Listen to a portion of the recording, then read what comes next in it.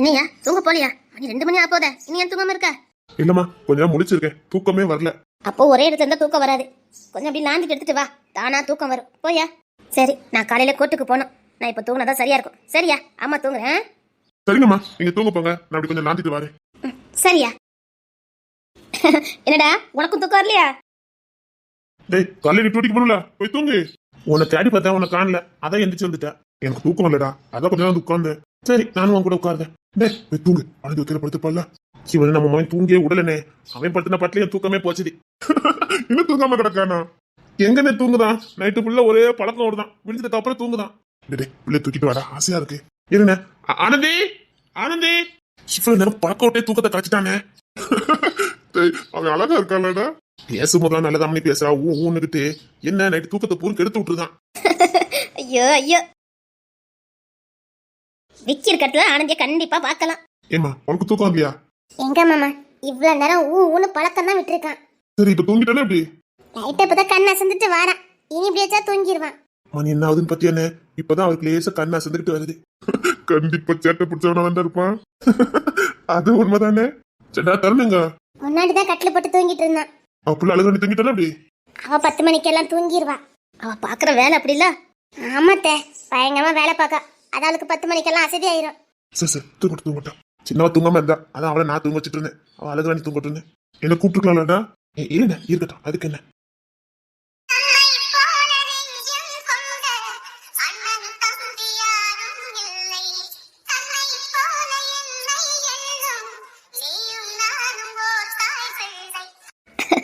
இத பாக்குறதுக்கே 1000 கண்ணு வேணும். இதே மாதிரி அண்ணன் தம்பி ஒற்றுமையா கடைசி வரைக்கும் இருந்துருங்க ஐயா. இன்னொரு வாட்டி நான் ஒன்னாவா பிறந்து வர போறோம்.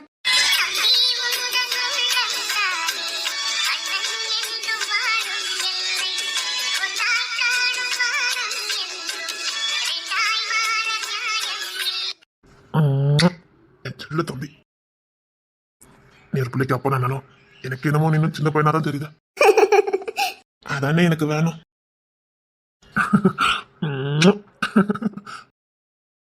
என்னடா அண்ணனுக்கும் தம்பிக்கு தூக்கம் வரலையா என்ன? ஆமாக்கா, தூக்கமே வரல, அதான் எந்திரிச்சு உட்கார்ந்தேன். பார்த்தா பின்னாடி வந்து நிக்கான். இல்ல விக்கி, காலையில டியூட்டிக்கு போகணும்ல. அக்கா தூங்கிட்டாவன்னு நினைக்கிறேன். தூங்கிட்டானா? அண்ணன் மடியில, அதான் உனக்கு சுகமா இருக்குது என்னமோ. தூங்கிட்டான். பரவாயில்ல, தூங்கட்டும்க்கா. அதானே தாலாட்டத்துக்கு உனக்கு சொல்லியா கொடுக்கணும். குடும்பமே இங்க தான் உட்கார்ந்திருக்கு போலக்கு. எனக்கு தான் தூக்கம் வரலன்னு பார்த்தா இந்த வீட்ல யாருக்குமே தூக்கம் வரல போலக்கு. தூக்கம் வரலக்கா? என்ன நீ தூங்கலையா? புரண்டு பார்த்தேன்டா, தூக்கமே வரல, அதான் எந்திரிச்சு வந்துட்டேன். உனக்கு எப்படி தூக்கம் வரும்? நெஞ்சு முட்டி போயில இருக்க, கண்ணில் எப்படி தூக்கம் வரும்? தூக்கமே வர மாட்டேங்குது மாமியாரே. சகலகல வில்லிய காணும். தெரியலட்டி, எப்படி அவனை தனியா விட்டுருக்கான்னு கூட தெரியல. அவன் நிம்மதியா தூங்குறாளோ? அப்படிதான் டி நினைக்கேன்.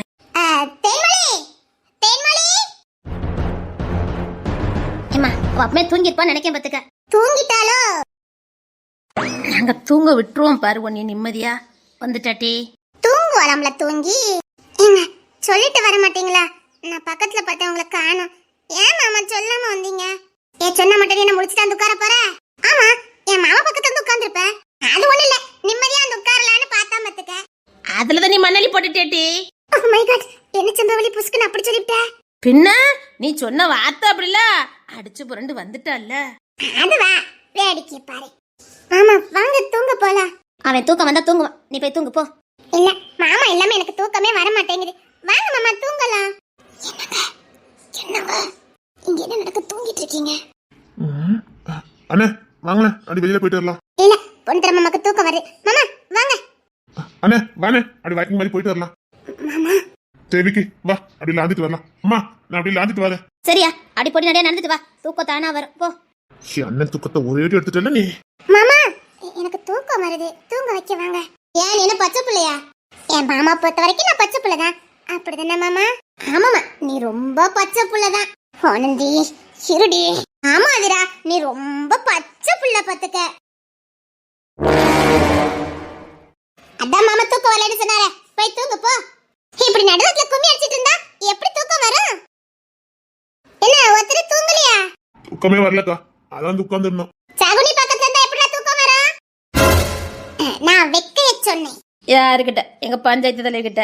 இப்ப பாரு புரட்டி எடுப்பா. அவளுக்கு கோவம் வராது. கோவம் வந்து அவ வாயில என்ன வருதுன்னு தெரியாது. ஏதுடா நீ போய் தூங்க வேண்டியதானே? அக்கா குழந்தைக்கா, அவளை தாளாட்டி தான் தூங்க வைக்கணுமா? தாளாட்டி தூங்க வைக்கணுமா? மீனா குட்டி பஞ்சாயத்து தலைவி வேலையை ஆரம்பிச்சிட்டா. பண்ணுங்க பண்ணுங்க, மொத்தமா வெட்டி வைக்கிறேன். போச்சா இங்க பிடிக்காதே. இனி நாங்க திருப்பி அடிப்போண்டே. அதுக்குள்ள இந்த குடும்பத்தை தரமட்டமாக்கிறேன். இனி அது நடக்காது. முதுகுல குத்திட்டு இருக்கேன்னு தெரியாம ஏமாந்துட்டோம். இனி ஏமாற மாட்டான். திருப்பி அடிப்போண்டே. இனி எங்கட ஒவ்வொரு அடி இடி மாதிரி வந்து இறங்கும். போக்குறியா? அதுக்கு நீ எல்லாம் உசுரோட இருக்கணும். ஏற்கனவே நல்லா செத்துட்டேன்டே. இனி சாவதுக்கு ஒண்ணு இல்ல, இது வெறும் கூடுதான். அதனால இனி நான் எப்படி இறங்கி அடிக்கன்னு மட்டும் பாரு. நீ வாழணும்னு ஆசைப்பட்டுக்கிட்டு இருக்கல, கனவு வச்சிருக்கல, அந்த கனவை நான் எப்படி தகுடுபடி ஆக்குறேன் மட்டும் பாரு. அது இப்போ இல்ல, எப்பவுமே முடியாது. ஏன்னா நான் சகலகலா வில்லி. வில்லில இல்ல, சைக்கோ. அண்ணே வாண்ணே, நம்ம அப்படியே நடந்து போயிட்டு வரலாம். சரிடா. உள்ள போய் டாப்ப போட்டு தூங்கிடு, நான் வெளியில படுத்துக்கிறேன். சரிங்க. சரி போய் படுப்போ. சரிங்க. அண்ணே வாண்ணே போலாம். விக்கி மாமா, அவங்களுக்கு தூக்கம் வருது. ஏன் இப்படி தொந்தரவு பண்ணிட்டே இருக்கீங்க? தூக்கம் வருது நான் உங்ககிட்ட சொன்னேனா? படுத்தா தானே மாமா தூக்கமே வரும். வெளியில போனா எப்படி தூக்கம் வரும்? அவனுக்கு தூக்கம் வரல, அவன் இப்ப தூங்கணும் ஆசைப்படவும் இல்லை. என்ன வாண்ணே. இங்க பாருங்க, தூங்கலனா அவங்க உடம்பு எடுத்துக்காம, அவங்க உடம்பு மேல எனக்கு தான் அக்கறை. உங்களுக்கு என்ன இருக்க போகுது? என் மாமா பாவம் தூக்கலாம ரொம்ப தவிச்சிட்டு இருக்காரு. பேசாம போங்க, அவர் தூங்கட்டும். என்ன பண்ணுதுற? தூக்கலாம நீ ரொம்ப தவிக்கியா? இல்லக்கா, என் கண்ணுல தூக்கம் வந்துடக்கூடாதுன்னு நான் தவிச்சுக்கிட்டு இருக்கேன்க்கா. தூக்கம் வேண்டாம்க்கா, சில கடமைகளை முடிக்க வேண்டியது இருக்குல்ல. மாமா அதான பார்த்தேன். நீ வாக்கிங் போடா. அண்ணே வாண்ணே. சரி நானும் வரேன். நீங்க வர. அவங்க கையை பிடிச்சி நடந்து வரேன். உங்களுக்கே தூக்கலனா எனக்கு மட்டும் என்ன தூக்கம்? தூக்கம் போனதுக்கு காரணமே நீ தானடி. ஏற மாத்துச்ச நீ ஏரோப்ளேன் ஏறி போனாலும் விடாதேன்னு சொல்லுவாங்க. பொண்ணுத்தரே உனக்கு சரியா பொருந்ததுடா. நான் சனியன சொன்னேன். ஒன்ன சொன்ன நினைச்சிட்டியோ? ஒன்ன சொல்லுவனா? சனியன சொன்னேன். 7 சனியன சொன்னேன். பாரு, அவன் வாக்கிங் போகணும்னு ஆசைப்பட்டான், விடாம அந்த சனி துரத்துது பாரு. அவனே நிம்மதியா இருக்குன்னு போறான் பத்துக்காதிரா. ஆனா பாரு சனிய விடுதானே. எங்க போனாலும் சீவனை எடுப்பேன்னு சொல்லுது. டேய் விக்கி, சனிய அப்படிதான் சொல்லும், நீ கூட்டிட்டு போடா. சனியனுக்காக யாரோட போறா? ஆட்டம் போடுங்கடா, ஆட்டம் போடுங்க. எவ்வளவு தூரம் ஆட்டம் போடுறீங்கன்னு நானும் பாக்குறேன். ஆதிரா பொங்கிட்டாடா. என்ன? இல்ல, ஆதிராவுக்கு கோவம் வருதுன்னு சொல்ல வந்தேன். டேய், அவதான் உன் கைய பிடிச்சு நடக்கணும்னு ஆசைப்படுறலாடா. கைய பிடிச்சு கூட்டி போயேன்டா. இப்படி சப்போர்ட் பண்ண பத்தியா உனக்கு? அக்கா என்னடா? எனக்கு கல்யாணத்துக்கு முன்னாடி ராத்திரி நேரம் ஒரு அழகான தேவதை கையை பிடிச்சி ரொம்ப தூரம் நடந்து போனோம். அங்க யாருமே இருக்கக்கூடாது. அந்த தேர் விளக்கு வெளிச்சத்துல அவ்வளோ நானும் மட்டும் தனியா நடந்து போகணும்னு ரொம்ப ஆசைப்பட்டேன்க்கா. பல நாள் கனவு கூட காண்பேன், அப்பெல்லாம் நிஜத்துல நடக்குமான்னு.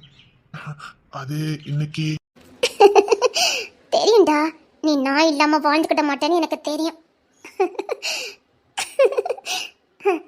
கையை பிடிச்சு நடக்கணுமா? உன்னை கூட்டிட்டு போய் திருநாய்க்கு பொதியாக்குதே. தூக்கமே வரமாட்டேங்குதே. மணி வேற 2 மணி தாண்டிட்டேன். தூக்கமே வரமாட்டேங்குதே. இங்கே நின்னா பைத்தியமே பிடிச்சிரும். அப்படி நடந்து போயிட்டு வரலாம். ஒத்தையில போறதுக்கு பயமா இருக்கு. மீனாத்தையை கூட்டு பார்க்கலாம். அடைச்ச மத்த நாள படுத்தோன்னு தூங்கிடுவேன். தேன்மொழி இங்க இருக்கான்னு தெரிஞ்சதுல எனக்கு தூக்கமே வரமாட்டேங்குது. முன்னாடி தேன்மொழி இந்த வீட்டுக்கு வரான்னு தெரிஞ்சா கோவமும் எரிச்சலும் வரும். ஆனா இப்ப அவன் மேல எந்த தப்பு இல்லைன்னு தெரிஞ்சதுக்கு அப்புறம் இப்ப எனக்கே குற்றம் வச்சு இந்த வீட்டுல இருக்கிறதுக்கு எனக்கு தான் தகுதி இல்லைன்னு என் மனசு ஒருத்தது. அநியாயமா அவன் மேல கோவப்பட்டேன்.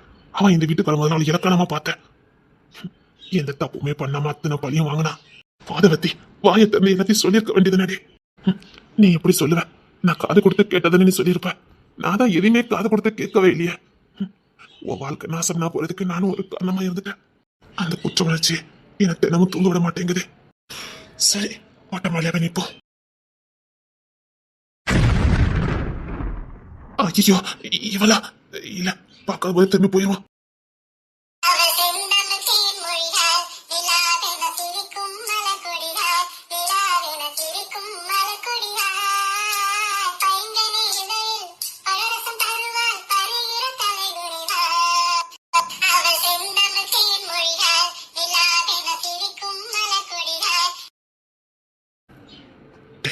இப்ப மத சாரி கேளுடா. ஏய் பாவுண்டா, சாரி கேட்டுடா.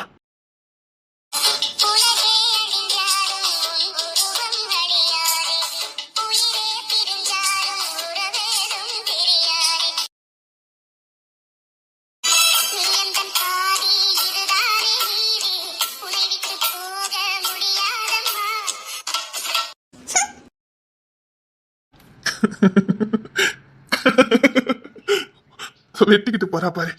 நல்லா இருடே, நல்லா இரு. உன் மனசுக்கு பிடிச்ச மாதிரி நீ நல்லா வாழணும்டி, நல்லா வாழணும். நீ எங்க இருந்தாலும் நல்லா இருக்கணும்.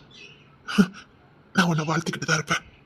சில பேர் நம்ம கூட இருக்கும்போது அவங்கள பத்தி புரிஞ்சுக்கவே மாட்டோம். அவங்க இல்லாத போதும், அவங்க இனி நமக்கு சொந்தம் இல்லாத போதும் தான் அவங்கள பத்தின எல்லா விஷயமும் நமக்கு தெரிய வருது. மிஸ் பண்ணிட்டோமேனு காலத்துக்கும் வேதனையை கொடுக்குது. படிக்க தெரியாதவன் கையில கிடைக்கிற புத்தகம் மாதிரி நீ என் கையில வந்து சிக்கின.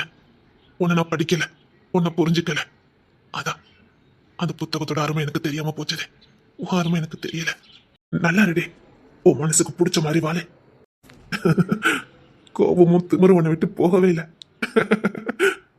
இந்த கோபமும் திமிரும் ஒரு நேரத்துல எனக்கு எரிச்சலை கொடுத்ததே. இப்ப அதே கோபமும் திமிரும் எனக்கு மகிழ்ச்சியை கொடுக்குது. காலம் எவ்வளவு வேகமா மாறுது பாத்தியா?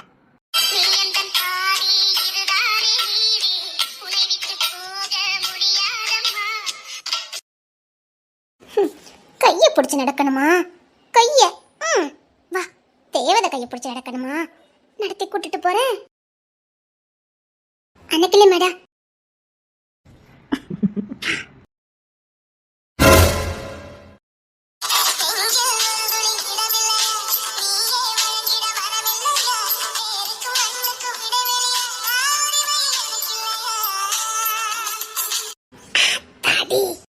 அக்கா, பாதியிலே விட்டுட்டேன. அந்த தேவதை கைய பிடிச்சுக்கிட்டு தெருவுளுக்கு ஒளியில அப்படியே நடந்து போனுக்கா. சுருன்னு யாருதோ? என்னம்மா, எதுக்குமா கூப்பிட்ட? தூங்கலையா? இல்ல, எனக்கு தூக்கம் வரல. நான் அப்படியே கொஞ்ச நேரம் வெளியில லாந்திட்டு வரேன். அட தெருவலி, ஒத்தையெல்லாம் போகக்கூடாது. தெருநாயெல்லாம் இருக்கும். அது மட்டும் இல்ல, கல்லப்பையில லாந்துவானுங்க. தொடக்கி யாராவது வந்தே ஆகணும். அதுவும் சரிதானம்மா. நடுராத்துல எங்க போற ஒத்தையில? தூக்கமே வர மாட்டேங்குது. டேய், நீங்க ரெண்டு பேரும் கூட வாக்கிங் போகணும்னு சொன்னீங்களே. ஆமாக்கா. மாமா தூங்க வாங்க. ஆதிரா, வாக்கிங் போனா ஆதிரா. அவர் தூங்கணும். வாக்கிங் போலாம். சரி, ஒண்ணு பண்ணுங்க.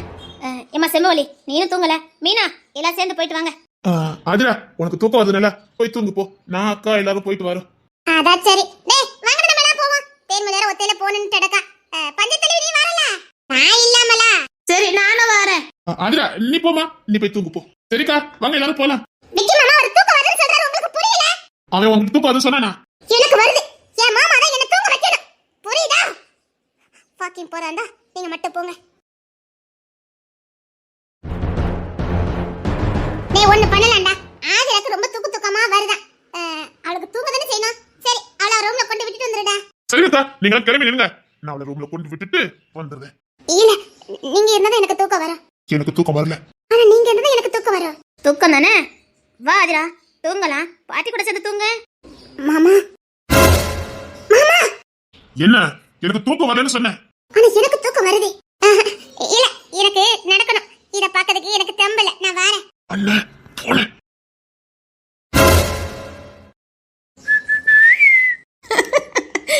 வேணா ஆதிரா, நம்ம சேர்ந்து போலாம். நானும் நிறைய பேச வேண்டியது இருக்கு. ரொம்ப நாள் ஆயிட்டுல. பட்டி முதலமா கொடுப்பா. வாங்கிக்க.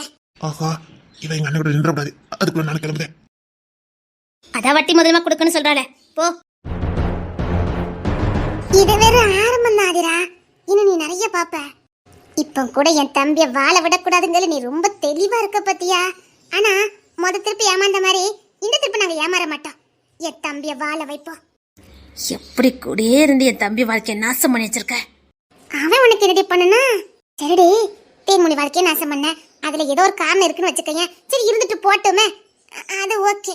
சரி, எங்க வாழ்க்கையை நாசம் பண்ண. ஏன்னா ஓ அம்மா இந்த வீட்டுல பிறந்துட்டா, அதனால எங்க வாழ்க்கையை நாசம் பண்ணாக்கிட்ட. ஓகே. ஆனா எதுக்கடி பொண்ணு தர வாழ்க்கையை நாசம் பண்ண? இந்த உலகத்துல எந்த பொண்ணுமே ஒரு ஆணுக்கு இப்படி ஒரு தண்டனையை கொடுத்துருக்கவே மாட்டா. இதுக்கான பிரதிபலனை நீ அடைஞ்சுதான் ஆகணும். அவன் உனக்கு கொடுத்தது உண்மையான அன்பு, நீ திருப்பி செலுத்தினது துரோகம். அடச்சே, இந்த எருமை மாடுகிட்ட போய் பேசிட்டு இருக்கீங்க. அவ என்னென்ன வேலைலாம் பாத்துருக்கா? மாமா தூங்க வைங்க. சே, வெக்கமா இல்ல உனக்கு சொல்லதுக்கு? மாமா கொஞ்சம் கூட கூச்சமே இல்லல உனக்கெல்லாம். நிச்சயமா உனக்கு ஏதாவது பிளாஸ்டிக் இருக்கணுமே. நீ எப்படி இவ்வளவு பெரிய சைக்கோவா மாறின? சைக்கோவும் கிடையாது, மண்ணா கட்டியும் கிடையாது. அவ பொறப்படி. எதுக்கு இவகிட்ட போட்டு வீணா பேச்சு வார்த்தை? அதுல வா, நம்ம நிறைய பேச வேண்டியிருக்கு, பேசலாம் வா. போயிரு, இல்லைன்னு வச்சுக்கையா பொண்ணுத்திர கிட்ட பேசிடுவா. பொண்ணுத்திரையே காத்துக்கிட்டு தான் இருக்கான் பாத்துக்க. ஒரு டைலாக் குட்டான் பத்தியா? தெருவிளக்குல நடுராத்துல தேவதை கையை பிடிச்சி நடக்கணுமா, பாத்துக்க. இப்படி தானே நாங்களும் அன்னைக்கு கத்தணும்.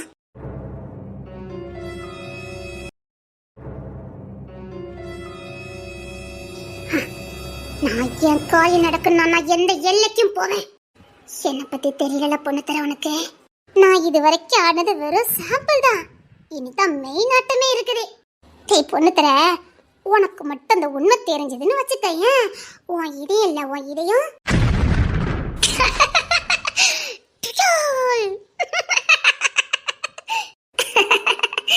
நான் ஆரம்பத்துல இருந்தே இப்படிதான் இருக்கேன். ஆனா என்ன, நீங்க தான் கண்டுபிடிக்கல. ஏன் தெரியுமா? நீங்களாம் ரொம்ப நல்லவங்க. அதான் எனக்கு கடவுள் கொடுத்த ஒரு வரப்பிரசாதம்னா என் முகம்தான். குழந்தை மாதிரி எது பண்ணாலும் எவிடன்ஸே இருக்காது. ஆமாமா, நீ எது பண்ணாலும் எவிடன்ஸே இருக்காது அப்படின்னு முட்டாள் தான் நினைச்சுக்கிட்டு இருக்கணும். சரியான முட்டாள் நீலா. இந்த பூமியில நாம பண்ற எல்லா தப்புக்கு ஆதாரமும் இருக்கும், தண்டனையும் இருக்கும். நரகத்துல போயெல்லாம் தண்டனை இல்ல. இப்ப செய்யற பாவத்துக்கு இப்பமே தண்டனை ஒன்னே கொடுத்துறாரு. ஆமா, செத்ததுக்கு அப்புறம் என்ன நீ போன என்ன துணிஞ்சு எல்லா பாவத்தையும் பண்ணிக்கிட்டு இருக்கோம். அதான் வாழும் போதே தண்டனை. முட்டாள் முட்டாள், எனக்கு கிடைக்க வேண்டியது தட்டி பறிச்சிய, அதுல ஒன்னால நிலைய வாழ முடிஞ்சுதா? உண்மையிலே நீ அந்த வாழ்க்கைக்கு தான் ஆசைப்பட்டிருந்தனா அதை தக்க வைக்கிறதுக்காக எந்த எல்லைக்கும் போயிருப்ப. உனக்கு அந்த வாழ்க்கை மேல ஆசை இல்ல, அந்த வாழ்க்கையை நான் வாழ்ந்துட கூடாதுங்கிறத நீ கவனமா இருந்திருக்க. மனுஷனுக்குள்ள பாவம் படிப்படியா தான் வளரும்.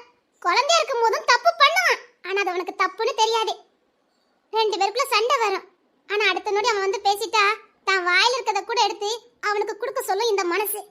அதே டீனேஜ் ஆகும்போது சின்ன சின்ன கோபம் சண்டை சச்சரவு வரும், ஆனா அவனை அழிக்கணும் அவனை பழிவானுங்கிற எண்ணம் ஒரு துளி கூட வராது. அதே ஒரு 20-22 வயசு வரும்போது போட்டி பொறாமை வன்மம் கோபம் எல்லாமே வரும்.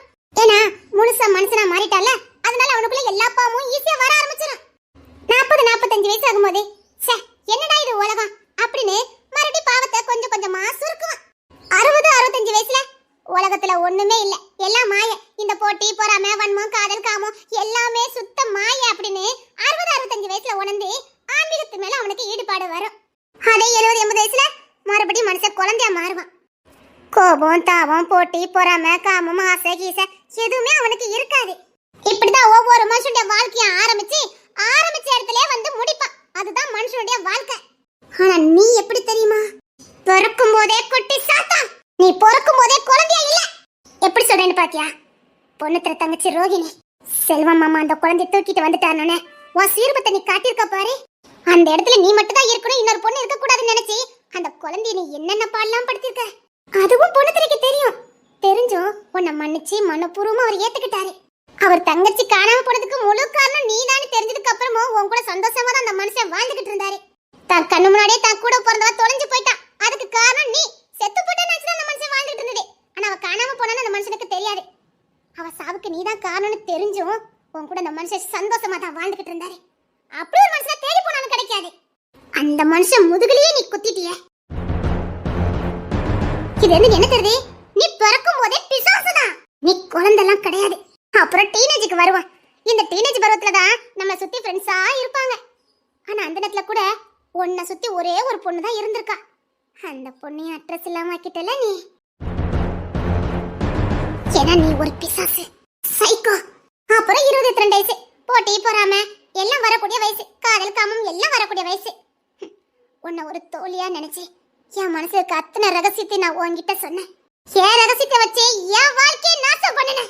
உன்கிட்ட உங்க அம்மா கிட்ட மாட்டிக்கிட்டு நான் சின்ன பின்னமான. எனக்கு அந்த வயசுல எதிர்த்து போராட தெரியல, யார்கிட்ட எந்த உண்மையை சொல்லணும்னு தெரியல. எவ்வளவு பேர் ரகசியமா இருந்தாலும் அதை யார்கிட்ட சொல்லணுமோ அவங்க கிட்ட தான் சொல்லணுங்கிறது அப்ப எனக்கு தெரியல. உன்னை ஒரு தோழியா நினைச்சேன், உயிர் தோழியா நினைச்சேன். அதனால மனசுல கதெல்லாம் உன்கிட்ட நான் சொன்னேன். என் வாழ்க்கையை என்கிட்ட இருந்து தட்டி பறிச்சு என்ன ஜீரோவாக்குனேன். எனக்கு கடவுள் எல்லாமே கொடுத்தாரு. யாரையாமைனால நான் எல்லாத்தையும் இழந்தேன்.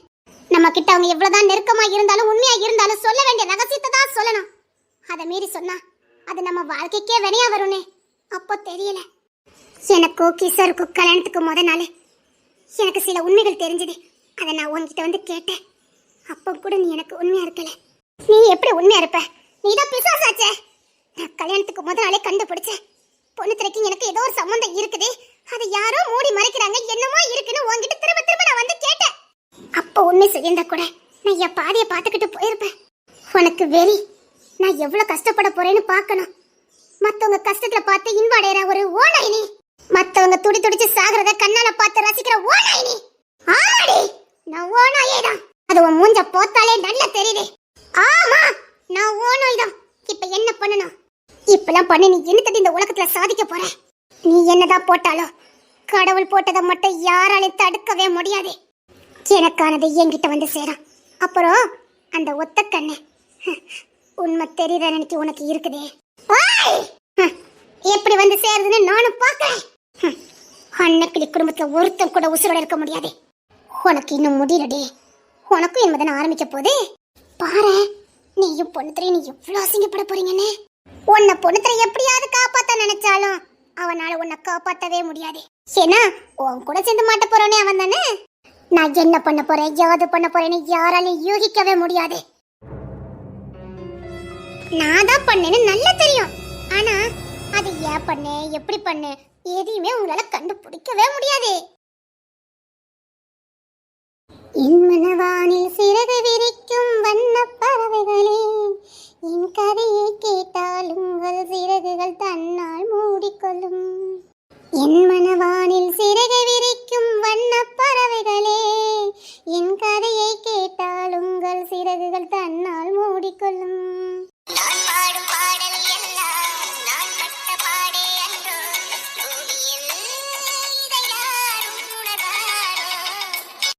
என்கிட்ட இருந்து எல்லாத்தையும் தட்டி பறிச்சா.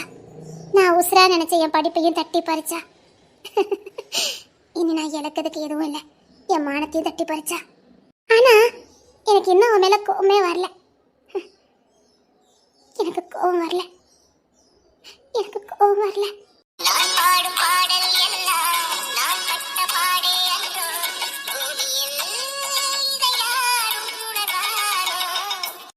அவ என்கிட்ட இருந்து எல்லாத்தையும் தட்டி பறிக்கும் போது இந்த உலகம் வேடிக்கை பார்த்தது. இப்ப என்கிட்ட எதுவுமே பறிக்கிறதுக்கு இல்லைன்னப்போ என்கிட்ட எல்லா உறவும் இருக்குது. இவ்வளவுதான் மனுஷன் வாழ்க்கை. நான் என் வாழ்க்கை பறி போகுதுன்னு கத்துனேன், கதனேன், கோவப்பட்டேன், ஆத்திரப்பட்டேன். அப்பெல்லாம் எனக்கு கிடைச்ச பேரு திமிர் பிடிச்சவா, அகங்காரி, பணத்திமிர்ல ஆடுறான்னு எல்லா பட்டமும் எனக்கு கிடைச்சது. எனக்கு அப்போ போராட தெரியல. என் வாழ்க்கையை ஊதி தட்டி பறிச்சுக்கிட்டு இருக்க, அதை எதிர்த்து தான் நான் போராடிக்கிட்டு இருக்கேன்னு எனக்கு சொல்ல தெரியல. அடங்கப்படான்னு பேர் வாங்கினேன், திமிர் பிடிச்சவான்னு பேர் வாங்கினேன். இப்போ எல்லாத்தையும் அவன் என்கிட்ட இருந்து தட்டி பறிச்சுட்டா. அப்போ யாருமே எங்களுக்கு செவி சாய்க்கல. இப்போ என்கிட்ட எதுவுமே இல்லைன்னு அவளுக்கும் தெரியும். இப்போ என்கிட்ட இந்த மானத்தையும் என்கிட்ட இருந்து தட்டி பறிச்சா. இப்போ எல்லாரும் உதவி பண்ண வராங்க. ஆனால் இப்போ எனக்கு உதவி பண்ணுறதுனால நான் இழந்ததெல்லாம் எனக்கு கிடைக்க போகுதா என்ன? போனது போனது தானே. போனது போனது தானே. ஆடாதீரா. எவ்வளோ தூரம் ஆட முடியுமோ ஆடிக்க. இந்த உலகம் ரொம்ப குறுகியது. சீக்கிரம் வந்துட்டு சீக்கிரம் போயிடுவோம். அதுக்குள்ளே எவ்வளோ ஆடுதுமோ ஆடிக்க. எல்லாத்தையும் இழந்துட்டேங்கக்காக நாங்கள் துக்கமாகவும் இல்லை, எல்லாத்தையும் பிடிங்கிட்டோங்கக்காக நீ சந்தோஷமாகவும் இல்லை. இவ்வளோதான் மனுஷ வாழ்க்கை. இழந்தவெல்லாம் துக்கமாகவும் இல்லை, எடுத்தவெல்லாம் சந்தோஷமாகவும் இல்லை. ஆனால் கடவுளுடைய நியாய தீர்ப்புன்னு கண்டிப்பாக ஒன்று இருக்குது. அதில் நீ அவருக்கு பதில் சொல்லித்தான் ஆகணும். அதே கடவுள் எனக்கும் பதில் சொல்லித்தான் ஆகணும். நான் என்ன பண்ணனே? என்கிட்ட இருந்து எல்லாத்தையும் தட்டி பறிக்கிறதுக்கு அவளுக்கு அனுமதி கொடுத்தாரு. உனக்கு எதுக்கு அனுமதி கிடைச்சது? என் வாழ்க்கை எடுக்கிறதுக்கு உனக்கு எப்படி அனுமதி கிடைச்சது? நீ ஏன் எடுத்த? நீ ஏன் எடுத்த? சொல்லு. என் வாழ்க்கையை எதுக்கு என்கிட்ட இருந்து எடுத்த?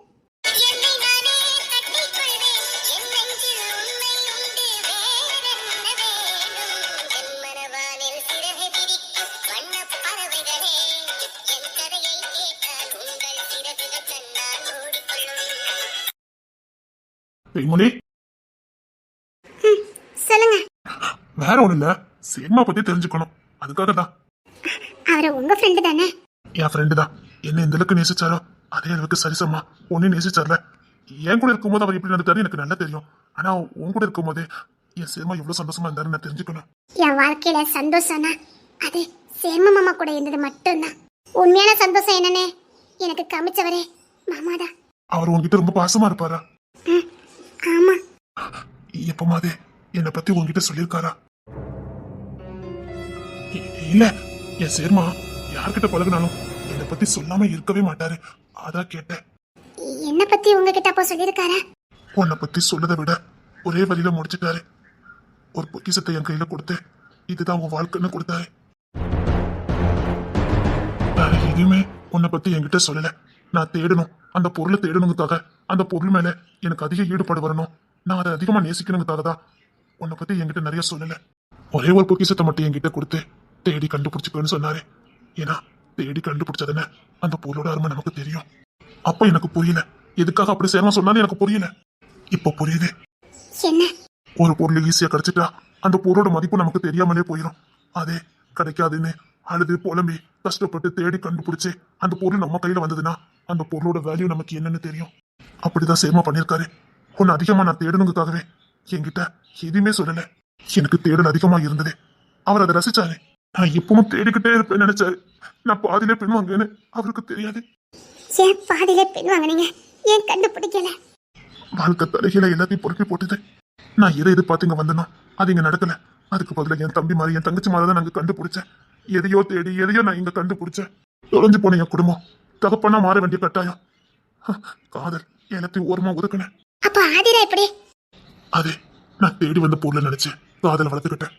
அப்புறம் உன் கல்யாணத்துக்கு முதல் நாளே எனக்கு ஒண்ணு கிடைச்சது. என்ன? நான் வச்சிருந்த அதே கண்ணோட மறுபகுதி. அது என்கிட்ட இருந்ததான ஆதிராக்கு போச்சதே. அதே அப்ப ரெண்டு ஜாயின் பண்ணி பார்த்தேன். அது ஆதிரா கண்ணு இல்லைன்னு கன்ஃபார்ம் பண்ணிட்டேன். எனக்கு அப்பவுமே தெரியும் நான் தேடி வந்த பொண்ணாவா இல்லைன்னு. அதுக்கப்புறம் அந்த கண்ணு யாருடையதுன்னு கண்டுபிடிக்கணும் உங்களுக்கு தோணலையா? சத்தியமா தோணல. ஏன்? அதுக்குள்ள ஆதிரா என் மனசு ஃபுல்லா நிறைஞ்சிருந்தா. அவன் மனசு ஃபுல்லா நிறைஞ்சிருந்ததுனால எனக்கு வேற எதையுமே தேடணுங்கிற எண்ணம் வரல. அதை நீங்க சேர்மாக்க செய்யற துரோகம்னு உங்களுக்கு தோணலையா? தெரியும், மகா துரோகம்னு தெரியும். நான் அந்த கண்ணை ஒரு நாள் வெறுக்கல. எத்தனை திருப்பி எனக்கும் அதிரக்கும் அதனாலே பிரச்சனை வரும். நானாலும் அந்த கண்ணை எனக்குள்ளே வச்சிருந்தேன். ஏன்னா என் சேர்மா எனக்குன்னு கொடுத்த பொக்கிஷம். எனக்கும் என் நண்பன் சேர்மனுக்கும் இருந்த ஒரே உறவு அந்த கண்ணு மட்டும்தான். அந்த கண்ணை நான் எப்படி தொலைப்பேன்? எங்க ரெண்டு இருக்குமான ஒரே ஒரு உறவு அந்த கண்ணு தான். அதை எப்படி நான் தொலைப்பேன்? கண்டுபிடிச்சிட்டீங்களா இப்படி? தெரியாது.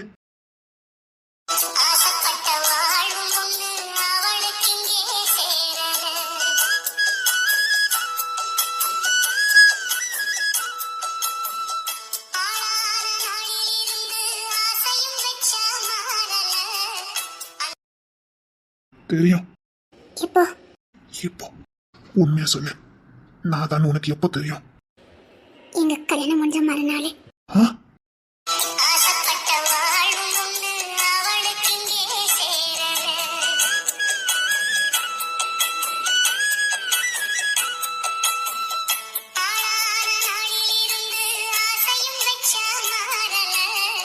என்னடி சொல்லிக்கிட்டு இருக்கா? தெரியும். எங்க சேர்மா அனுப்பின ஆளு நீங்க தானே. எனக்கும் கிஷோருக்கும் கல்யாணம் முடிஞ்ச மறுநாளே எனக்கு தெரியும். ஏய், என்னடி? அப்போ அப்பவே நான் யாரும் உனக்கு தெரியுமா? தெரியும், நல்லாவே தெரியும். ஏன் என்கிட்ட நீ சொல்லல? கோபம், உங்க மேல எனக்கு கோபம் பத்திக்கிட்டு வந்தது. என்னடி உழந்துக்கிட்டு இருக்க? அப்ப அப்பவே இருந்து எப்படி? தெரியும், எனக்கு தெரியும். கல்யாணத்துக்கு மறுநாள் எல்லாரும் கிளம்பிக்கிட்டு இருந்தோம். ஞாபகம் இருக்கா? வெளியில போறதுக்காக. ஆமா. ஆதிரா நீங்க யாருன்னு எனக்கு தெரியணுங்காகவே வேலைக்குன்னு அன்னைக்கு அந்த வேலையை பார்த்துருக்கா. அப்ப எனக்கு அது தெரியாது. நீங்க எப்பவும் ஒரு ஒத்த கண்ணை வச்சுட்டு இருந்திருப்பீங்களா உங்க சட்டை பைக்குள்ள. ஆமா. அந்த போட்டோ என் வாழ்க்கையில முத நான் எடுத்த போட்டோ. நானும் சேர்மாவும் ஸ்டூடியோல போய் அவர் மிலிட்ரி ட்ரெஸ்லயும் நான் காஷ்மீர் உள்ள ஒரு பொண்ணு மாதிரியும் நாங்க அன்னைக்கு மேக்கப் போட்டு அந்த போட்டோ நான் சந்தோஷமா எடுத்தேன். நானும் சேர்மாவும் நிறைய சேர்ந்து போட்டோ எடுத்தோம். அதுல ஒரே ஒரு போட்டோ என்ன தனியா எடுக்க சொன்னாரு. நானும் சந்தோஷமா எடுத்தேன். மறுநாள் போட்டோலாம் வாங்க போறோம்னு சந்தோஷமா நானும் மாமாவும் போயிருந்தோம். சரி. எங்க ஊர்ல அப்போ ஸ்டூடியோ கிடையாது. பக்கத்துல இருக்க டவுனுக்கு தான் போகணும். நான் தான் மாமா கூட பைக்ல போனேன். போட்டோ முத எடுத்ததுனால அந்த போட்டோ எப்படி இருக்குன்னு பார்க்க போற ஆர்வத்திலே நான் போயிருந்தேன். மாமா கையை பிடிச்சுக்கிட்டு ஆடி பாடிக்கிட்டு போனேன். போட்டோ வாங்கினோம். நானும் மாமாவும் சேர்ந்துருக்கிற மாதிரி போட்டோவை மாமா ஏதோ டக்குன்னு கொரியர் மாதிரி பண்ணினாரு. அதை நான் கொஞ்ச நேரம் தான் பார்த்தேன். ஆனா ஒரு போட்டோ என் கழுத்து பகுதி வரைக்கும் தான் எடுத்து வச்சிருந்தாரு. அதாவது என் முகம் மட்டும் இருக்கிற மாதிரி. நான் கோபப்பட்டேன் மாமா கிட்ட. மாமா ஏன் மாமா இவ்வளவு மேக்கப் பண்ணி இப்படி எடுத்துட்டீங்க அப்படின்னு. அதுக்கு ஒரு காரணம் இருக்குமான்னு சொன்னாரு. அதே இடத்துல அந்த போட்டோவை 2ஆ கட் பண்ணாரு. அந்த போட்டோ கிழிச்ச உடனே எனக்கு அழுக தாங்க முடியல. நான் அழுதுகிட்ட வெளியில வந்துட்டேன். அப்பதான் மாமா சொன்னாரு, ஒருவேளை மாமா இந்த உலகத்துல இல்லாம போனாலும் இந்த கண்ணு இருக்கிறவங்க நிச்சயமா உன்னை தேடி வருவாங்கன்னு சொன்னாரு.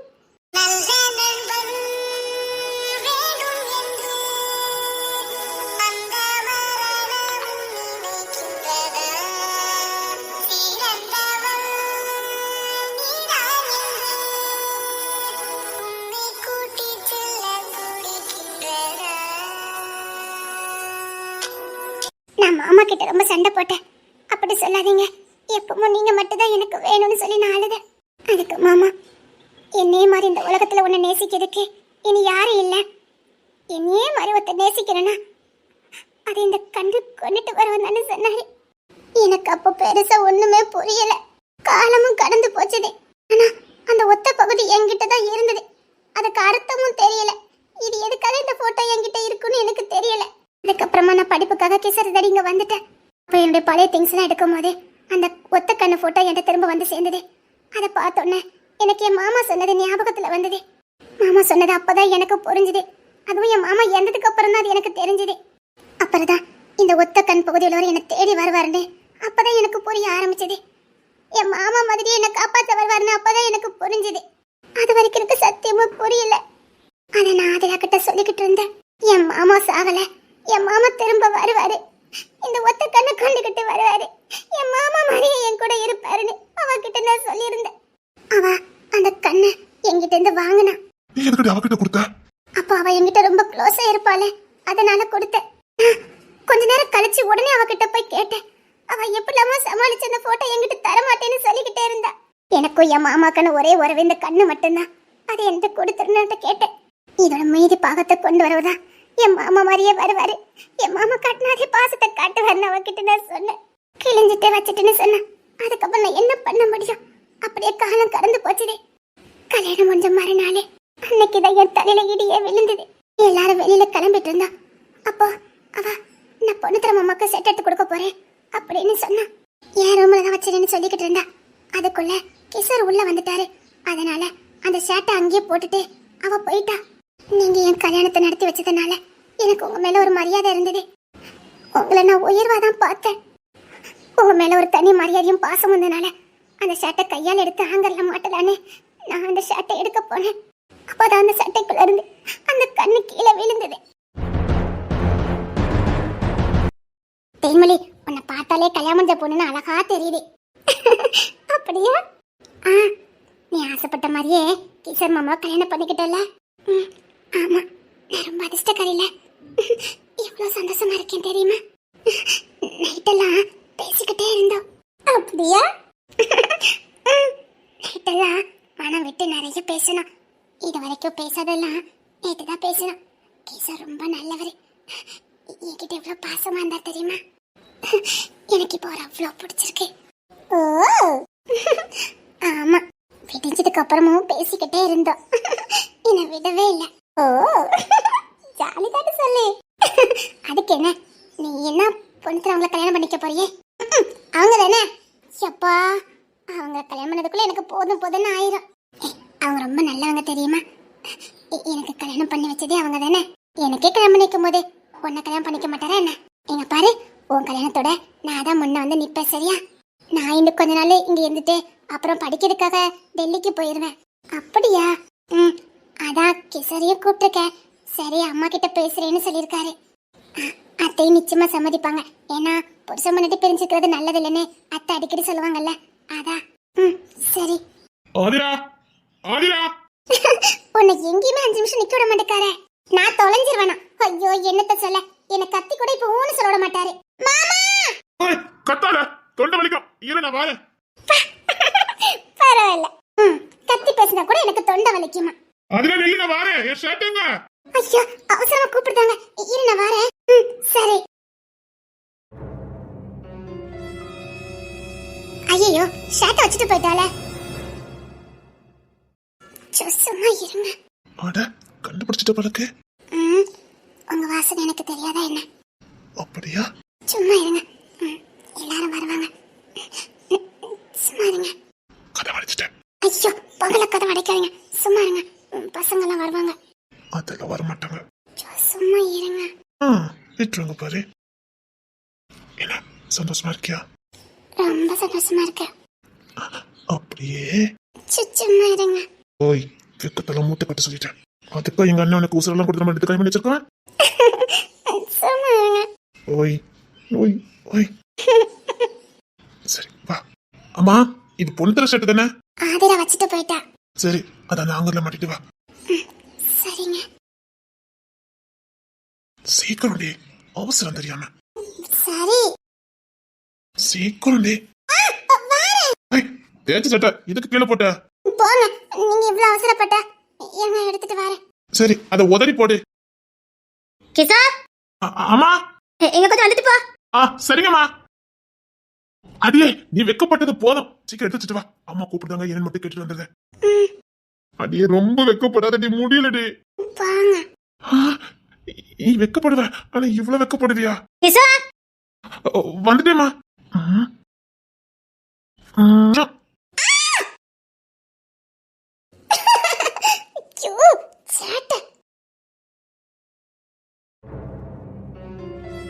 ஐயோ ஏதோ போட்டோ கீழே விழுது. இவர்கிட்ட எப்படி இந்த கண்ணு? இது ஏன் கண்ணு? என்ன ஒரே குழப்பமா இருக்கு. மாமா மாமா சேர்மா மாமா அப்படின்னா மாமா நீங்க எங்க மாமா இருக்கீங்க? மாமா மாமா மாமா மாமா இவர்கிட்ட எப்படி மாமா என் கண்ணு? நான் ஆதிராக்கிட்ட கொடுத்தது இடது சைடு உள்ளது, இது வலது. அப்படின்னா அப்பனால பொண்ணு தரக்கிட்ட எப்படி இந்த கண்ணு? அவர் யாரு மாமா? ஐயோ குழப்பமா இருக்கு மாமா. அவர் யாரு மாமா? என் கண்ணு எப்படி மாமா அவர்கிட்ட? யாரு மாமா இவரு? அப்படின்னா என்ன நல்லா தெரிஞ்சுக்கணுமே. அவருக்கு என்ன யாருன்னு தெரியலையே. அப்படின்னா யாரு மாமா இவரு? இவர்கிட்ட எப்படி என் கண்ணு? மாமா மாமா மாமா என் மாமா என் மாமா மிலிட்டரியில இருந்தாரு. இவரே மிலிட்டரியில இல்லையே. எப்படி ஒரே குழப்பமா இருக்குது. ஒருவேளை என் மாமா கிட்ட இருந்து திருடி இருப்பாரா? யார் இவரு? யார் மாமா இவரு? இவருக்கு உங்களுக்கு என்ன மாமா சம்பந்தம்? ஓய் நீ ரெடியா இருப்ப நினைச்சு வந்தா நீ என்ன நினைச்சிட்டு இருக்க? ஒன்னிலங்க ஒன்னிலங்க. சீக்கிரம் வாடி. எல்லாரும் வெளியில கிளம்பிட்டு இருக்காங்க, நீங்க வா. எல்லாரும் வெளியில போறாங்க, நம்மளும் போமா. ரொம்ப ஆசையா இருக்கு, என்னாலும் போலாமே. குடும்பமா போறாங்க, அம்மா நம்மளே சேர்த்து போக சொல்றாங்க. இப்ப நான் போக மாட்டேன்னு சொன்னா ஏதாவது ஆயிரும்டி. வேண்டாம் வா போலாம். மாமா எனக்கு நல்லபடியா கல்யாணம் முடிஞ்சிட்டு மாமா. உங்க ஆசீர்வாதம் எனக்கு வேணும் மாமா. இந்த மாதிரி நேரத்துல இது யாரு மாமா? என் போட்டோ எப்படி மாமா? நீங்க என்ன சொன்னீங்க? நான் உன் மேல எவ்வளவு பாசமா இருக்கணும், அதே பாசத்தோட தான் இவன் வருவான்னு சொன்னீங்க. ஆனா இவருக்கும் எனக்கு எந்த சம்பந்தமே இல்லையே. யாரு மாமா இவரு?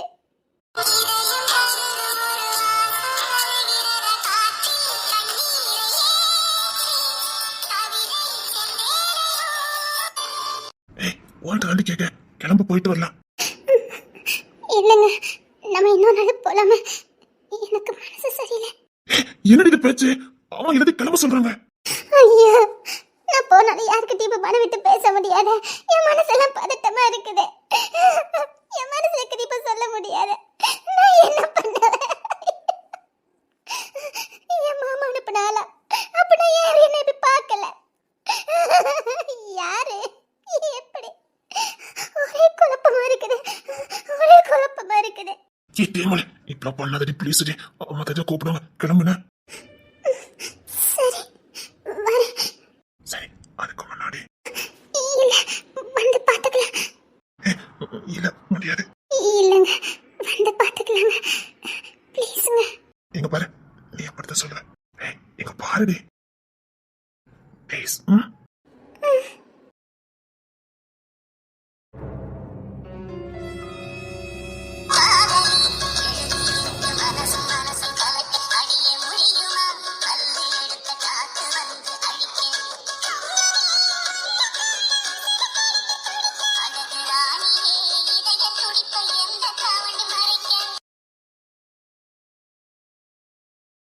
செம்பவல்லி, ஏமா தமிழே, என்ன ஒருத்தரையும் வீட்டுல காணோம்? எங்க போயிருப்பாங்க எல்லாரும்? என்னையா இப்பதான் டூட்டி முடிஞ்சு வரியா? ஆமாம்மா, இனி நைட் ஷிஃப்ட் போகணும். சரியா, போய் சாப்பிட்டுட்டு தூங்க. சரிங்கம்மா. அக்கா, செம்பலி அக்கா. டேய், நான் அப்ப மேய்ச்சா அவங்க தானே கூப்பிட்டு இருக்கேன், ஆளையே காணும் பாத்துக்க. எல்லாரும் எங்க? வீடு அமைதியா இருக்குது. அம்மா, டூட்டி கிளம்புறேம்மா. என்ன கிளம்புறேன்? டேய், என்னடா வீட்டுல ஒருத்தரையும் காணோம்? அம்மா, அண்ணி எல்லாரும் ஏதோ பர்ச்சேஸ் பண்ணணுமா, வெளியில போயிருக்காங்க. தேன்மொழி மட்டும் தான் வீட்டுல இருக்கா. அப்படியா? நான் நைட் ஷிஃப்ட் போகணும். இப்ப சாப்பிட்டு தூங்கினா தான் சரியா இருக்கும். சாப்பாடு வச்சு கொடுக்கணுமே. ஏங்க, தேன்மொழி, தேன்மொழி. என்னங்க? நான் டூட்டி கிளம்பிட்டேன். அண்ணி எல்லாரும் பர்ச்சேஸ் பண்ண வெளியில போயிட்டாங்க. அண்ணனுக்கு சாப்பாடு வச்சு கொடுத்துரு. நான் டூட்டிக்கு கிளம்புறேன்னா. எனக்கு வைக்க தெரியாது. என் போட்டோ எப்படி இவங்கிட்ட வந்திருக்கும்? என் மாமா கிட்ட இருந்த போட்டோ எப்படி இவங்கிட்ட? என் மாமாக்கு இவனுக்கு என்ன சம்பந்தம்? தேன்மொழி சாப்பாடு வச்சு கொடுன்னு சொன்னேன். இல்ல, எனக்கு டயர்டா இருக்குது, அதான். தேன்மொழி, இல்ல பரவாயில்ல, நான் வச்சு சாப்பிடுறேன்.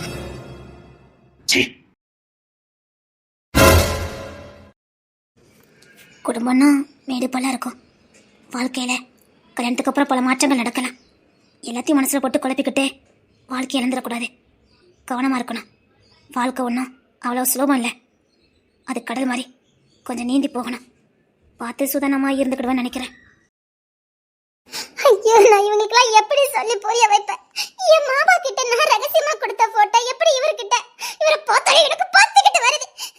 என் மாமா இவருக்கு கொண்டு போறோம். என் மாமாக்கு இவருக்கு என்ன சம்பந்தம்? ஒருவேளை என் மாமா அனுப்புனால்னா இவருக்கு என்ன நல்லா தெரிஞ்சுக்கணுமே. என் மாமா என்ன சொன்னாரு? அப்படி ஒருவேளை இந்த போட்டோ கொண்டுட்டு வர வந்தானா நான் உன் மேல எவ்வளவு அக்கறையாவும் பாசமாவும் இருந்தனோ அதே பாசத்தை அன்பை கொடுப்பேன்னு சொன்னாரு. இவன் யாரு? யாரு? ஒரு எங்க மாமா அனுப்பினாரு, என்ன யாருன்னு தெரிஞ்சிருக்கணுமே. ஒண்ணுமே புரிய மாட்டேங்குது, மண்டையே குழம்புது. என் மாமாக்கு இவருக்கு என்ன சம்பந்தம்? என் மாமா மிலிட்டரியில தானே இருந்தாரு. இவர் ஏதோ அனாத, தங்கச்சி தொலைஞ்சிட்டா, தம்பி தொலைஞ்சிட்டான்னு சொன்னாங்க. ஒரே குழப்பமா இருக்குது.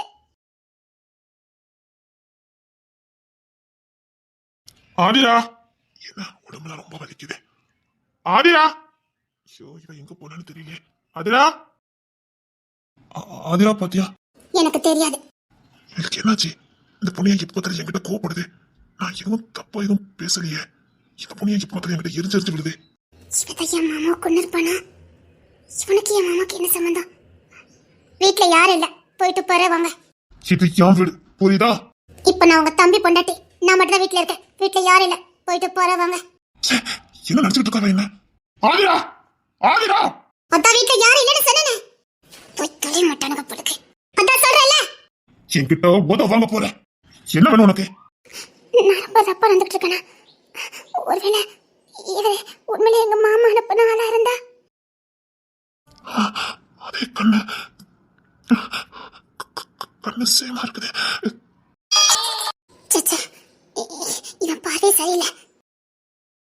சச்சா, இது அந்த கண்ணா இருக்குது. அது இல்ல இல்ல இல்ல இருக்காது. உடம்பெல்லாம் வலிக்குது, காய்ச்சல் வர மாதிரி இருக்குது. ஆனா இவன் வீட்டுக்குள்ள இருந்தா இப்ப தைய பொய்யன்னு குதிப்பா போலுக்க. சரி, வெளியே போவோம். ஐயோ, அவசரப்பட்டு வெளில போய் சொல்லிட்டேன். நில்லுங்க, போ வேண்டாம். உங்க ரூம்ல போய் படுங்க. ஐயோ, நான் ஏன் இப்படி நடந்துக்கிடுது? எனக்கு பைத்தியமே பிடிச்சிரும் போல இருக்குது. அதை பார்த்தாலும் பாவமா இருக்குது. எனக்கு கல்யாணம் எல்லாம் பண்ணி வச்சாரு, நான் ஏன் இப்படி நடந்துக்கிட்டேன்? ஐயோ, ஒரே குழப்பமா இருக்குது. நான் இதை யாருக்கிட்டையும் சொல்லவும் முடியாது. நான் ஏன் இப்படி மிருகம் மாதிரி நடந்துக்கிட்டேன்? அவர் என்ன நினைச்சிருப்பாரு? அவர் ஒன்னும் என்ன தப்பாலும் பார்க்கல. எனக்கு தான் அப்படி தோணுது. ஐயோ, நான் இதுல இருந்து எப்படி மீண்டு வர போறேன்னு தெரியலையே. எப்படி இவர்கிட்ட என் போட்டோ வந்தது? நான் இப்ப எப்படி தெரிஞ்சுக்க முடியும்? நான் ஏதாவது விசாரிக்க போய் கிஷோருக்கு ஏதாவது தெரிஞ்சு எல்லாரும் என்ன சந்தேகப்பட ஆரம்பிச்சுட்டேன். யார்கிட்டயும் மனசுக்கு சொல்ல முடியாம எனக்குள்ளே அழுதுகிட்டு இருந்தேன். என்கிட்ட கேட்டிருக்கலாமே ஒரு வார்த்தை. எப்படிங்க தம்பி பொண்டாட்டி நான் வந்து உங்ககிட்ட எப்படி கேட்க முடியும்? இல்ல கேட்டாதான் நீங்க என்ன நினைச்சிருப்பீங்க அந்த நேரத்துல? அப்படிதானே நான் நினைப்பேன். இந்த புருஷனோட அண்ணங்கிட்ட போய் இப்படி கேட்கறாளேன்னு நீங்க ஏதாவது தப்பா போய் கத்தி குடும்பத்துக்கே தெரிஞ்சு எல்லாரும் என்ன அசிங்கமா பார்த்துட்டாங்கன்னா அதுக்கு பயந்துதான் கேட்கவே இல்லை. அப்படியே நான் கையங்களும் மாட்டேன். அப்புறம் சேர்மத்துறை யாரு? அவர் என்ன உனக்கு சொந்த மாமாவா இல்ல உங்க அம்மா கூட பிறந்தவராரு? அப்படி இப்படின்னு 1000 கேள்வி கேட்பீங்க. அதுக்கெல்லாம் பயந்துதான் எல்லாத்தையும் மனசுக்குள்ளே வச்சுக்கிட்டேன். காலப்போக்கில் நீங்க ஆதரா மேல ரொம்ப பைத்தியமா இருந்தீங்க. அந்த சமயத்துல தான் காதம்பரியனை இன்னும் மிரட்ட ஆரம்பிச்சா. அப்போ எனக்கு புரிஞ்சுது, அப்போ நீங்களும் காதம்பரி ஆளுதான் நினைச்சேன். அது மட்டும் இல்ல, என்னுடைய எல்லா ரகசியமும் உங்களுக்கு தெரியும்னு சொல்லி காதம்பரியனை மிரட்டினா. அதனால நான் முழுசு உங்களை எதிரியாவே பார்க்க ஆரம்பிச்சேன். அப்புறம் நான் தருண் விஷயத்துலதான் நான் ஒவ்வொன்னா கண்டுபிடிக்க ஆரம்பிச்சேன். எங்க ஆதிரா யாரையும் உண்மையா நேசிக்க மாட்டாங்கிறது எனக்கு அப்பதான் கொஞ்சம் கொஞ்சமா வெளியில தெரிய ஆரம்பிச்சது. ஆனா சத்தியமா எனக்கு ஆதிரா காதம்பரிக்கு முன்னாடி இருப்பான்னு எனக்கு தெரியாது. காதம்பரி ஆட்டி படிக்கிறதே ஆதிரா தானே, எனக்கு அதுக்கப்புறம் தான் தெரியும். அதுவும் முழுசா நான் கிசர் விட்டு வெளியில வந்ததுக்கு அப்புறம் தான் முழுசா தெரியும். ஆனா இதை நான் அப்பப்ப அன்னைக்கு அம்மா கிட்ட சண்டை போடும்போது சொல்லியிருக்கேன். எல்லாரும் அவளை நம்புவீங்க, என்னை யாருமே நம்ப மாட்டீங்க, அவளை நம்புவீங்க, என்ன நம்ப மாட்டீங்கன்னு அடிக்கடி இந்த வார்த்தை நான் சொன்னதுனாலதான் அன்னைக்கு அம்மாவுக்கும் சந்தேகம் வர ஆரம்பிச்சிருக்கேன். நான் அதுக்கு முன்னாடி என்ன தரணுக்கிட்ட சொல்லிட்டேன்.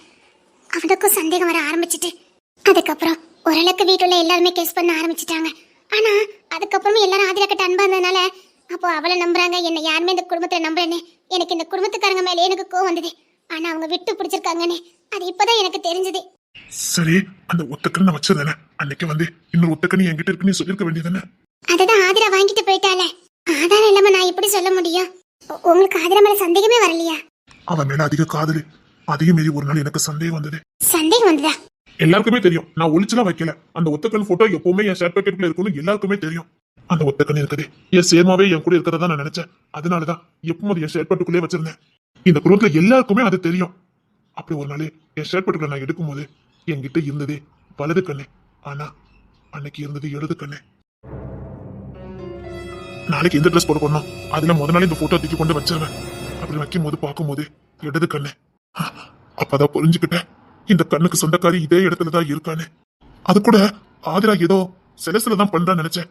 தான் புருஷன் இன்னொரு ஒத்த கண்ணை நேசிக்கிறான்னு நினைச்சுதான் பண்றான்னு நினைச்சேன். அவன் என்ன வெறுப்பேற்றதுக்காக வச்சிருக்கான்னு அப்ப எனக்கு தெரியாது. நான் எந்த தப்பான நோக்கத்தோடய அந்த கண்ணை வைக்கல. அப்பதான் எனக்கு அந்த ஒரு கண்ணு இந்த இடத்துலதான் இருக்கா, இங்கதான் சொந்தக்காரி இருக்கான்னு அதுக்கப்புறம் நான் உண்மையிலே தேட ஆரம்பிச்சேன். அப்போ அந்த கண்ணுக்கு சொந்தக்காரி ஆதிராவுக்கு நல்லா தெரிஞ்சிருக்குன்னு எனக்கு புரிஞ்சுது. அவ என்ன முட்டாளு நினைச்சா. நான் தேடாத மாதிரியே தேட ஆரம்பிச்சேன். ஆதிரா கிட்ட அந்த போட்டோ எப்படி வந்ததுன்னு நானும் கேஸ் பண்ண ஆரம்பிச்சேன். ஆனா என்னால ஆதிரா கிட்ட அதட்டவோ அவளை திட்டவோ அவளை நேசிக்காம இருக்கவோ என்னால முடியல. சரி, அப்புறம் அதை நான் தானே எப்படி கண்டுபிடிச்சீங்க? இப்போ ரீசெண்டா தான். ரீசெண்டானா? கொஞ்ச நாளைக்கு முன்னாடி நான் மதிய ஷிஃப்ட் முடிஞ்சு வீட்டுக்கு வந்திருந்தேன். எனக்குன்னு ஒரு பெட்டி எப்பவுமே உண்டு, அது ரகசிய பெட்டின்னு வச்சிருப்பேன். அது சேர்மா எனக்கு கொடுத்தது. அதான் இப்போ ஜெயராஜ் வந்து கொடுத்தாரு அந்த பெட்டி. சரி, அது ஆதிராவும் காதம்பரி ஓப்பன் பண்ணி பார்த்துருக்காங்க. மறுபடி அந்த இடது கண்ணை அதிலே வச்சிருக்காங்க. நான் தச்சில திரும்ப அந்த இடது கண்ணை எடுத்தேன். என்கிட்ட இருந்த வலது கண்ணையும் நீ ஆதிரா கிட்ட இடது கண்ணையும் ஜாயின் பண்ணி பார்த்தேன். அப்பதான் எனக்கு ஒரு அதிர்ஷ்டம் அடிச்சது. அப்படி பின்னாடி திரும்பி பார்த்தேன். ஒரு 2-3 லெட்டரு என் பகுதிக்கிட்டையும் 2-3 லெட்டரு உன் பகுதியில இருந்தது. ரெண்டையும் இணைச்சு பார்த்தேன். நீ எடுத்த ஸ்டூடியோ. அந்த ஸ்டூடியோ எங்கன்னு இங்க இருக்க எல்லா பக்கமும் சர்ச் பண்ணி பார்த்தேன். எனக்காக விக்கியும் தேடினேன். அப்படி கிடைச்சதான் தென்காசி. போனை போட்டா, அண்ணே நீ சொன்ன ஸ்டுடியோ தென்காசியில இருக்கு, சீக்கிரம் வானேன்னு சொன்னான். அங்க போய் அந்த 2 போட்டோ இணைச்சு கேட்டோம். அன்னைக்கு இன்னொரு அதிர்ஷ்டமும் கிடைச்சது. என்ன? இந்த போட்டோ எடுக்க முன்னாடி நீயும் சேர்மத்துறையும் சேர்ந்து நிறைய போட்டோ எடுத்திருக்கீங்களே. ஆமா, காஷ்மீர்ல இருக்கிற மாதிரி வீடியோ எடுத்திருக்கீங்க. அது அழகுக்காக அந்த ஸ்டூடியோல ஒட்டி வச்சிருந்தான். எனக்கு அதிர்ச்சி இருந்தது. அப்போ என் சேர்மா சொன்ன பொண்ணு தேன்மொழியா அப்படின்னு நீயும் சேர்மாவும் எடுத்துக்கிட்ட போட்டோ அந்த ஸ்டூடியோல இருந்தது. அதுக்கப்புறம் இந்த கண்ணோட நெகட்டிவ் அங்கதான் இருந்தது. கன்ஃபார்ம் பண்ணு, நீ தானே கன்ஃபார்ம் பண்ணு. என் நண்பன் சொன்ன பொண்ணு நீ தானே. எனக்கு அப்போதான் தெரியும் தேன்மொழி. ஆனா ஜெயராஜுக்கு முன்னாடியே தெரிஞ்சிருக்கேன். வீதி அவன் என்கிட்ட சொல்ல வந்தான். உனக்கு ஓகே சார்க்கு கல்யாணத்தை நடத்தி வைக்க முன்னாடியே வந்து என்கிட்ட சொல்ல வந்தான். நான் காது கொடுத்து கேட்கல. நீ தேடி வந்து பொண்ணு அவதாண்டான்னு எவ்வளவோ சொல்ல முயற்சி பண்ணலாம். அதையும் பெருமா காதுல வாங்கிக்கிட்டேன். வீதி வீதி வேற என்ன சொல்ல முடியும்? சரி, இதுக்காக இல்லாமவா நீங்க ஆதிராவை வெறுத்தீங்க? நான் என்ன அவ்வளவு அறிவில்ல தானா? அவ போத்த வேலை பைத்தியமாக்கி வச்சிருக்கு. மன்னிக்க மாட்டேன் கைமணி, அதை என்னால மன்னிக்க முடியாது. அதுக்கான தண்டனை நான் அவளுக்கு கொடுக்காம விடவே மாட்டேன். அவ சாவு ஏன் கையிலடா.